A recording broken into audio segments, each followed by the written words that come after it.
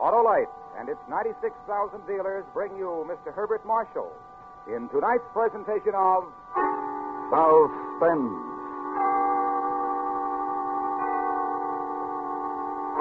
Tonight, Autolite presents a spy story, the true story of that series of events known as the 39 Steps, starring Mr. Herbert Marshall.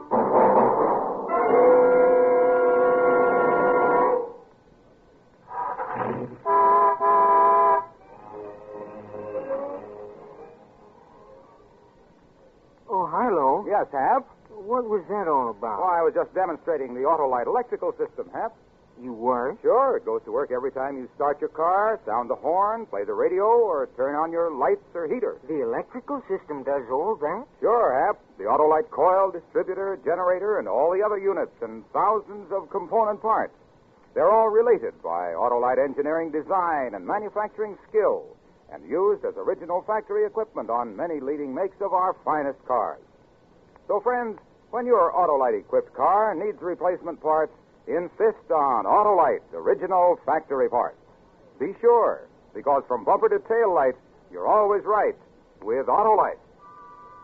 And now, with the 39 Steps and the performance of Mr. Herbert Marshall, Autolite hopes once again to keep you in suspense. Of course, I realize these are trying times and all that. You have your worries about foreign spies and atomic secrets and the usual international rows. But don't get the wind up. You'll muddle through somehow, take my word for it. And I know whereof I speak. We had our troubles, too, in our day, you know. Jolly serious they seemed at the time, I can tell you. For instance, did you ever hear of the 39 Steps?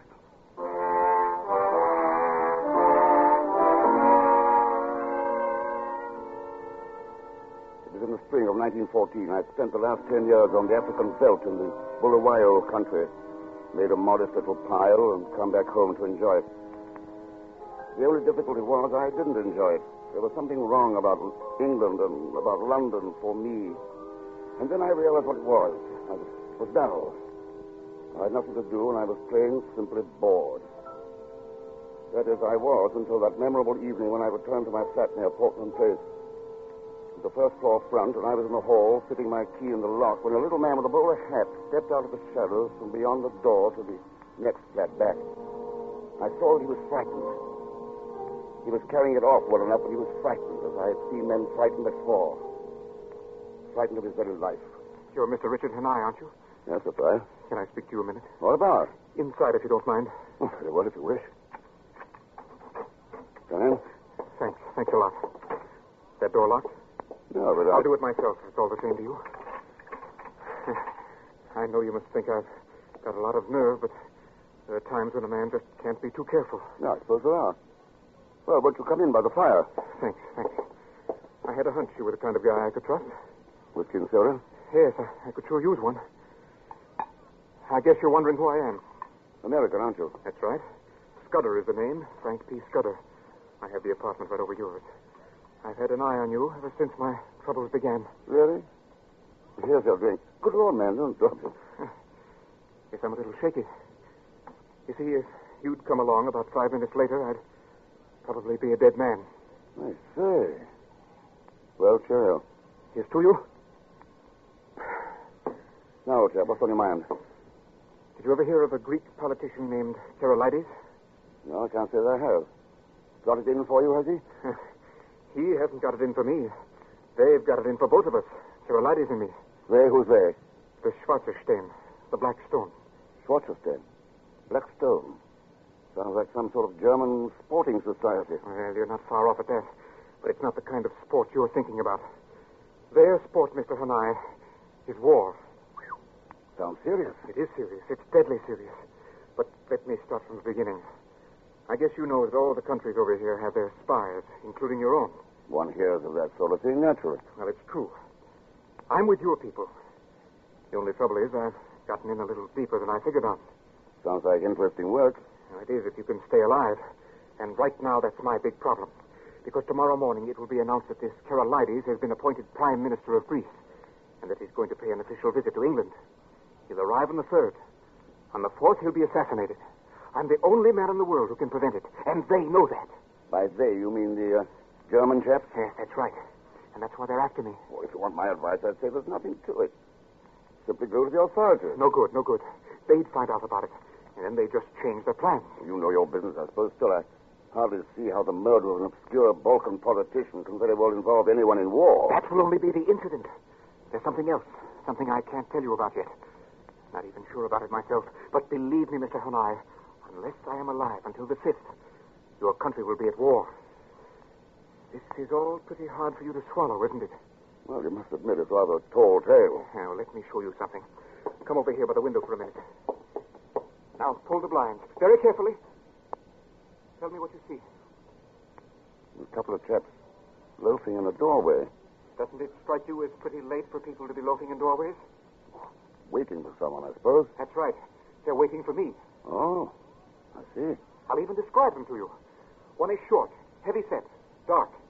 The other is tall, young, blonde. Am I right? Yes, by Jove, you are. They are the Black Stone, Mr. Hanai.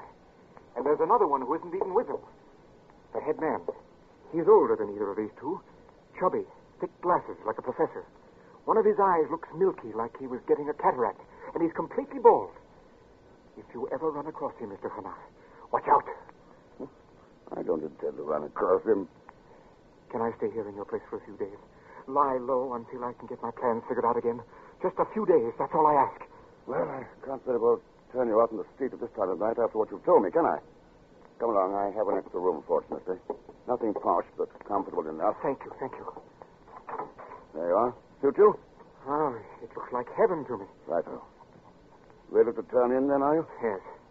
Listen, I'm very sorry to trouble you. Oh, quite all right. You don't mind if I lock the door, do you? From my side. You still think maybe I'm crazy, huh?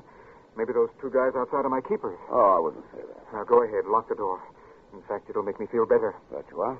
And, Mr. Hanai, Yes? I'll be grateful to you until the day I die.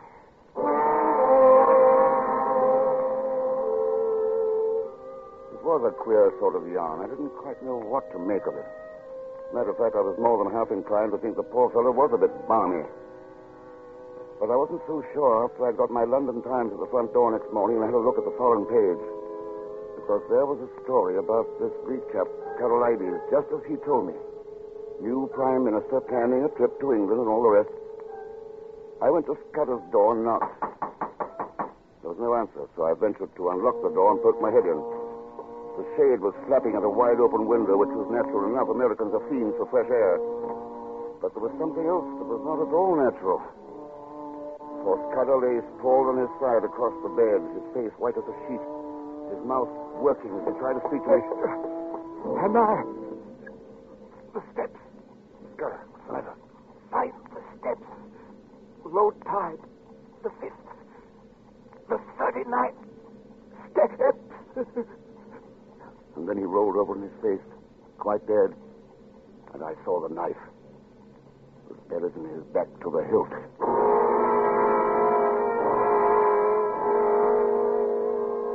When I got myself in hand, I began to think. It wasn't very pleasant thinking. Here I had hold of some sort of information that a man had just been killed for. And if I went to the police, the odds were good they'd hang me for his murder. Got to make a run for it, I thought, until I can think things through. Head for open country. Scotland would be best. And then I thought of something else. I crossed the room and looked carefully out of the window to the street below. There they were, sure enough, the same two lads. Not waiting for Scudder now. Waiting for me. Suddenly Scotland seemed a very long way off. And all at once I heard the sound that was my inspiration. The milkman rattling his cans on the stairs outside my flat. I ran to the door and opened it. I say, my good man. Hi, morning, Governor. What's up? I'd like to have a word with you. What about? I'm late enough as it is. About making a sovereign for yourself. Step inside, will you? Oh, well, I'm not one to turn down good coin of the realm. What's the game? I want the loan of your cap and jacket and your milk cans for just 5 minutes. It's for a bet. Well, I don't know. I'll tell you what, if you could make it £2. Done. Here you are. Righto. I never saw I'm a man to spoil a bit of sport. Thanks. Now, all you have to do is to stay here until I get back. Right you are. Here, Governor, pull the cap down a bit more. There you are. As proper a milkman as ever I see. Fine. Now give me the cans. Right. and just wait here, understand? Right. Only 5 minutes now. Yeah. I'll be right back. And mind you don't jostle that milk about. Oh, stop worrying and shut up. Well, all right. There's no need to get shirty. I opened the door and stepped out briskly onto the street. The two lads across the way looked at me sharply, but I kept on until I'd rounded the corner. It was only then I heard them coming after me. I tossed the milk cans over a wall and began to run. And I ran as I've never run before or since.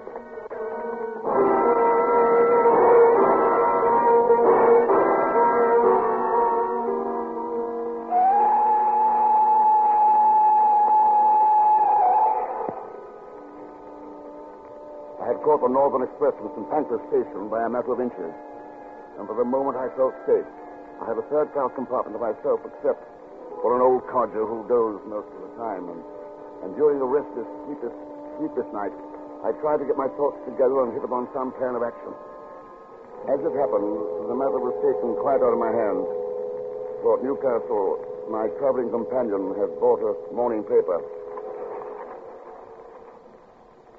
See here in the paper that our Foreign Office is meeting with the French, making agreement in case of war. Really? They're mapping out a plan of mutual defense, disposition of our fleet, all that sort of thing. Very wise, I should say. Huh. Here's a jolly bit. Another murder. Murder? Some fellow named Hanai. He did in another chap with a knife. Have they found him? Not yet. The Portland Place murderer, they call him. Give you the description. Tall, fair, about 30, small moustache. Silly business. Could be most anybody. It could be you, for that matter. You answer fairly well to that. Yes, I suppose I do. Thought to be traveling north, it said. You see, that could be you, too. Police must be stupid fellows to think that they can nab him with that sort of flimsy stuff. Yes. Police notoriously stupid, of course. Hello. Wonder what they're stopping for. Or let a train go by, a goods train, possibly. Schedule's all hashed up lately. Don't run things the way they used to. I say, guard. Yes, sir? Step in here a moment, will you?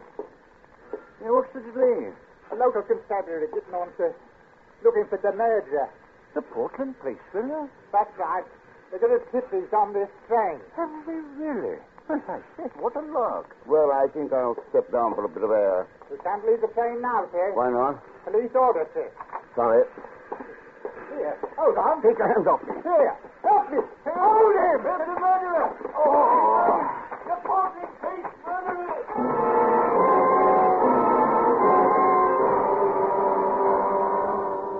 When I topped the rise of the moor, I saw they had men fanning out in every direction. They would soon have me hopelessly surrounded.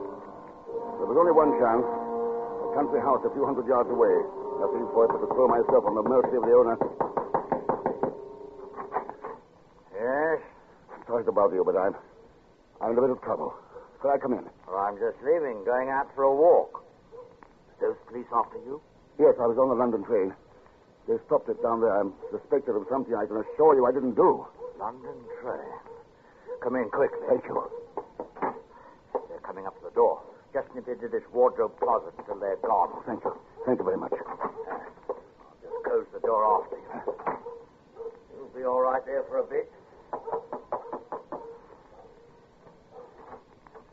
Sorry to intrude, Professor, but we're looking for a fugitive from justice. Haven't seen any strange men about, have you? Oh, I can't say that I have. Don't like to be alarming, sir, but the man's a murderer in East Anglia. Sure you'll find no murderers here. We're welcome to search the ground. Very good, sir.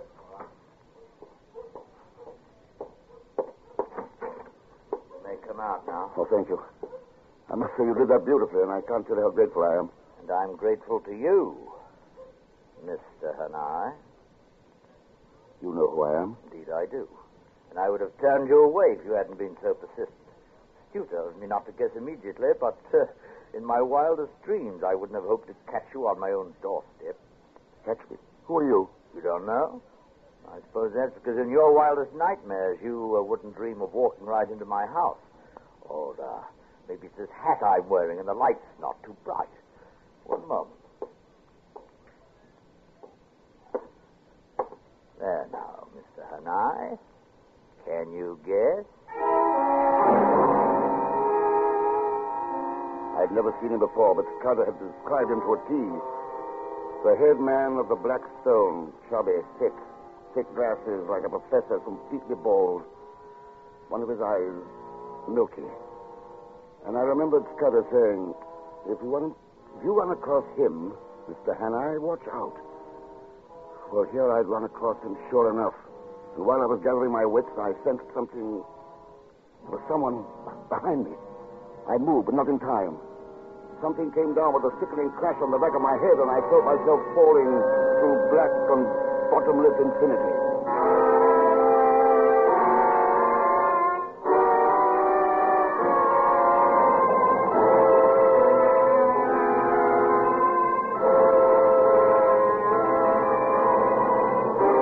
Autolite is bringing you Mr. Herbert Marshall in The 39 Steps.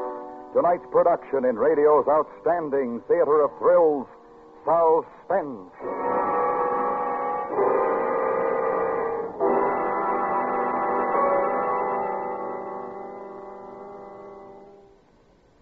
Well, Hap, how's the team? Oh, you mean our basketball team, Harlow? No. I mean the Autolite team in your Autolite-equipped car. That team of Autolite electrical system units, including the coil, distributor, generator, starting motor, and all their thousands of component parts. Why, they're all related by Autolite engineering design and manufacturing skill to give your car the smoothest performance money can buy. That Autolite electrical system does a big job, Harlow? You said it, Hap, and it's vitally important to the smooth and efficient operation of your Autolite-equipped car. Then I'm off to treat my car to a checkup at an Autolite service station. Right, Hap. And friends, visit your car dealer or nearest authorized Autolite service station. You'll find the authorized Autolite service station nearest you listed in the classified section of your telephone directory. Or call Western Union by number and ask for Operator 25. And remember, from bumper to tail light, you're always right with Autolite. And now, Autolite brings back to our Hollywood soundstage Mr. Herbert Marshall in Elliott Lewis's production of The 39 Steps, a tale well calculated to keep you in suspense.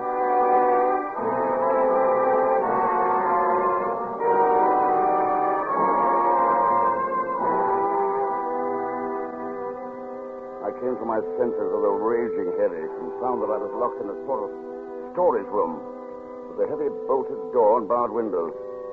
Climbing to the window, I saw that it was nearly dusk and that there was a powerful touring car sitting in the drive. I surmised that they were only waiting for dark to dispose of me permanently. But while I was taking mournful stock of my seemingly hopeless surroundings, I heard something that made my heart leap. Someone at the door.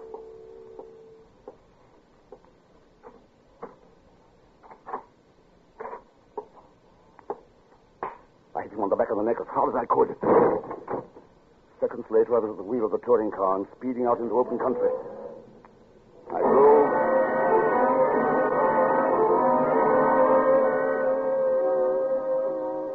All night I drove on the white roads that ribbon the moor, circling, doubling, climbing. At dawn, I drove off the road into a narrow vale among tall fir trees, and I stayed there, hidden among the trees, till nearly dusk.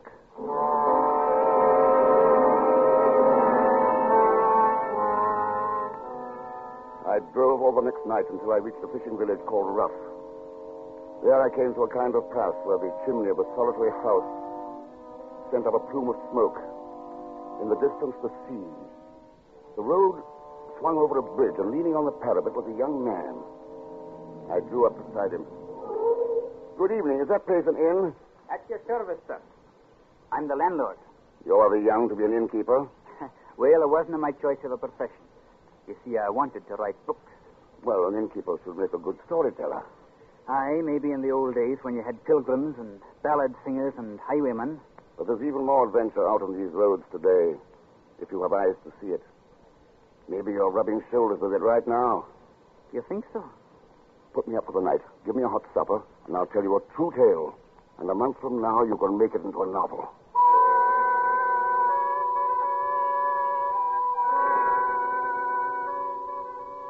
I pitched him a lovely yarn. I altered details, but I put in some of the truth.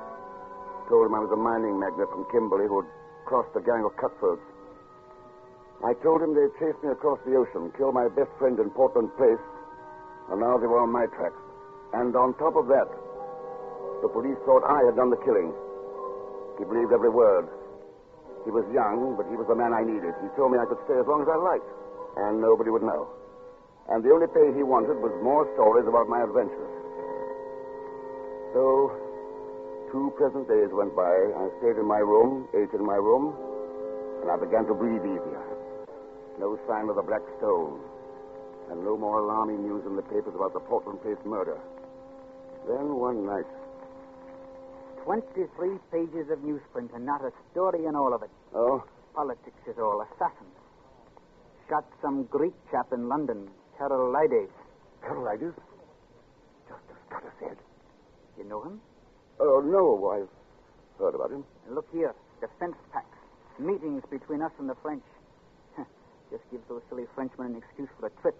Did you see their picture in the London paper I brought back this afternoon? I didn't notice it, no. Oh, I have it over here on the desk.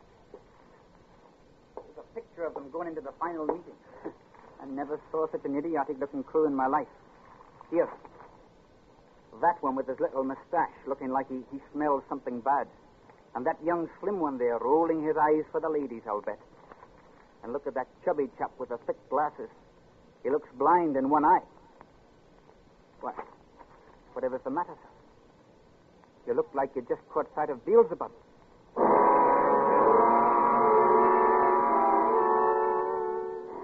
I had. I'd seen Satan himself. The head man of the German Black Stone was looking placidly out at me from that newspaper picture.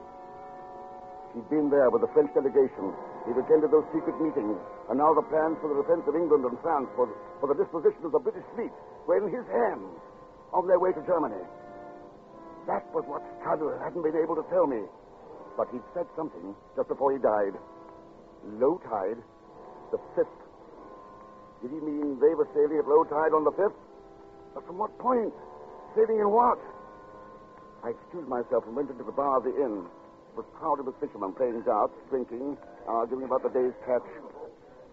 Here you are, sir. A pint of half and half. Oh, thank you. Oh, here. Give me another drink. Are you not taking a wee bit too much there, Ralph? Oh, had a rotten day. Rotten luck. 8 blessed hours. I was anchored off the 39 steps. Didn't haul in more than 2 dozen for the whole 39 steps. 39 steps. That was what Scudder said. Steps at low tide. Bartender. Aye, sir. I'll fill her up again. If you don't mind.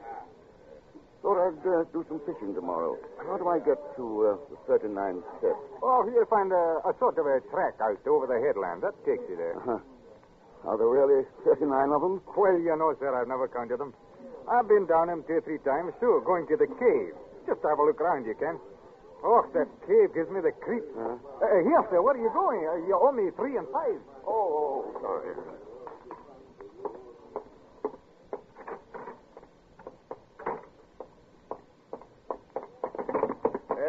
What's your big hurry, my boy? Sorry, officer. Haven't seen you around Rook before. Here, let me take a look. Oh, some other time. Hey, you look a lot like that fella they're after. Portland Place murder, they call him. You just come along with me. Wait! You won't get away! The murderer! It's the murderer!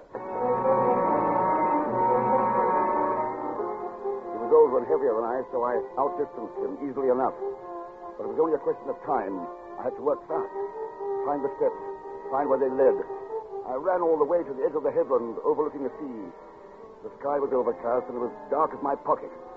I stumbled along, barking my shins on rock and scratching my face and hands in the gorse. Then I found them. Narrow steps carved in the face of the cliff, leading down.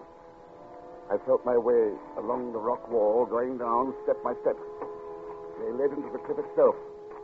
I counted them as I went. 35, 36, 37, 38,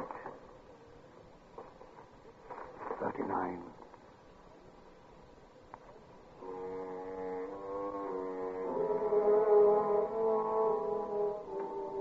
The steps ended on what seemed to be a wide shelf of rock. I strained my eyes in the blackness of the cave and gradually made out the dull sheen of water. Below me was an underground lake that seemed to rise and fall with the movement of the sea. I was too intent on seeing if there was a boat of any kind in that strange underground harbor, so I didn't hear footsteps behind me until I was pinned in the beam of a torchlight. Mr. Hanai. Who? What have you found? I heard the excitement. They're looking for you. I brought you a gun. Tell me, can boats sail into this lake? Boats? Aye, a rowboat, maybe. The water's deep, but there's no headroom. It's nearly low tide now, isn't it? Almost to the minute. Submarine. A submarine doesn't need headroom. Give me your light. Now, look. Isn't that an underground stream coming in from the left? What's that? Something coming down the stream. A dory. 3 men in it. There they are. Spies, give it again. Now run and get help. Quickly. Right you are. Who's there? Who is that? I have a gun this time, Professor. Mr. Hanai. Quick, go. Keep going. Surrender, Professor, or I shoot.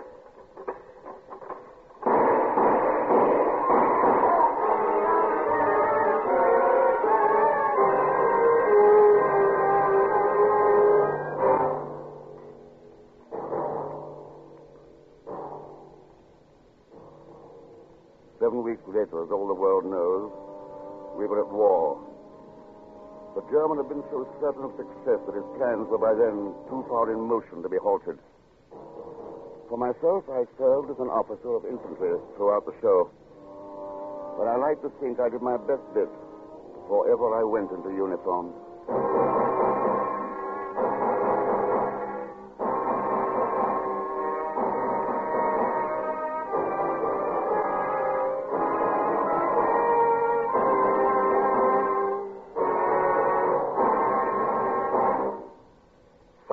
Suspense, presented by Autolite, tonight's star, Mr. Herbert Marshall. This is Harlow Wilcox speaking for Autolite, world's largest independent manufacturer of automotive electrical equipment. Autolite is proud to serve the greatest names in the industry. That's why, during the early months of '52, the Autolite family will join in saluting the leading car manufacturers who install Autolite products as original equipment. Our Autolite family is made up of the nearly 30,000 men and women in 28 great Autolite plants from coast to coast and in still other Autolite plants in many foreign countries. Our family also includes more than 18,000 people who have invested a portion of their savings in Autolite, as well as 96,000 Autolite distributors and dealers in the United States and thousands more in Canada and throughout the world. Our Autolite family will salute Crosley Motors on the next Autolite Suspense television program. If you live in a television area, check the day and time of Suspense on television so that you'll be sure to see this program. And remember, be with us next week for another thrilling Autolite Suspense program on radio.